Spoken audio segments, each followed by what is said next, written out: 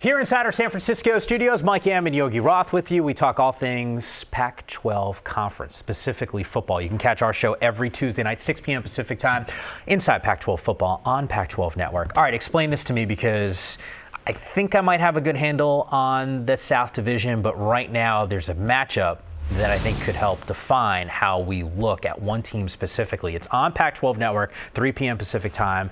It's a top 20 showdown. ASU doesn't matter who the opponent is, if you're a high-scoring team, if you're a low-scoring team and like to slug it out. Herm Edwards' teams are going to play you close. I just look at the way Utah is playing. We were in Salt Lake City for the Washington State game.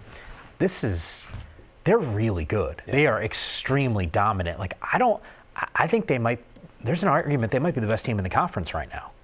Yeah, I think you're right. I mean, when we look at this game, how easy is it to say, Utah was picked, they're the team, they're going to roll in this game. And we just want to do what fans do around the country, and specifically, people in the southern part of the country to me, when they just want to pick off of narratives. Sure. Versus what's happened. And what's happened, and we've called a bunch of ASU games. I was there last week, going to be there this week, going to be there next week. Part of like the ASU College Football Network, man. But you have to respect the record and the style in which they've done it and the way they've played. I mean, we keep saying Jaden Daniels are so impressed, and we are. But why don't we talk about Jaden Daniels like Bo Nix has talked about? Why don't we talk about him like Jalen Hurts was talked about, like Trevor Lawrence was talked about, right? Like some of the, like Jake Fromm was talked about, like Jacob Eason when he was a freshman at Georgia. I think it's time to start talking about ASU in a grounded form of they're real. Not up in the air and say, hey, it's the Herm thing. Are you on the train? You better be on the train. No, it's a really good football team. Yeah. It's a really good football team. Granted, they don't have an elite pass rusher. There's some areas of deficiency, but they got a big-time back.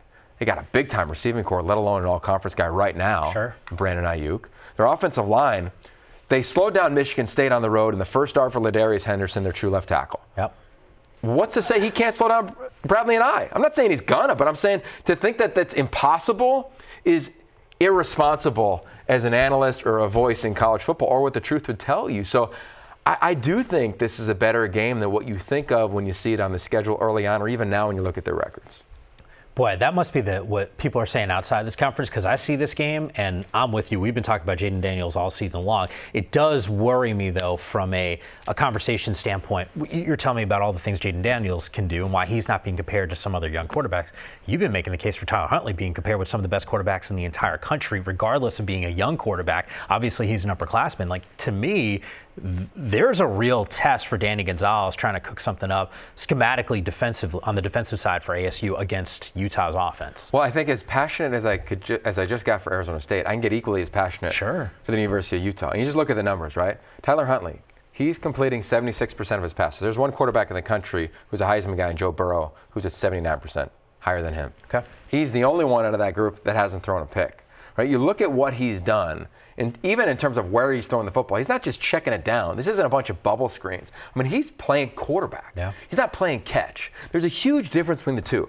Playing catch is what you do when you're a young guy and you just want to throw those bubble screens. You want to throw little checks down, throw hitches, slants. This dude's eyes, when he drops from under center play action, in the pistol, in the zone read, running the option, they're going to the right place. And that is scary for Danny Gonzalez. I mean, this is a Danny Gonzalez defense that flipped their scheme on its head to get a win against Washington State. I can't wait to see what they do, because they're going to face a legit O-line. They're going to face the best running back they face outside of practice every day in Zach Moss, who's going to probably break the record for all-time leading rusher in Utah history this weekend. So it is a test. And I still think on tape, Utah should be favored in this game just based on the way they've played. They've played the most dominant football, I think, among everybody, including Oregon in the Pac-12 Conference. But they got to do it again.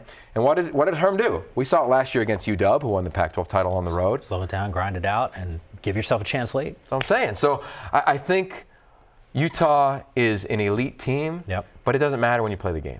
And I think that's what's fun about Herm's team. They don't hurt themselves. They don't create turnovers. They don't put themselves behind the eight ball. So they're going to have to execute.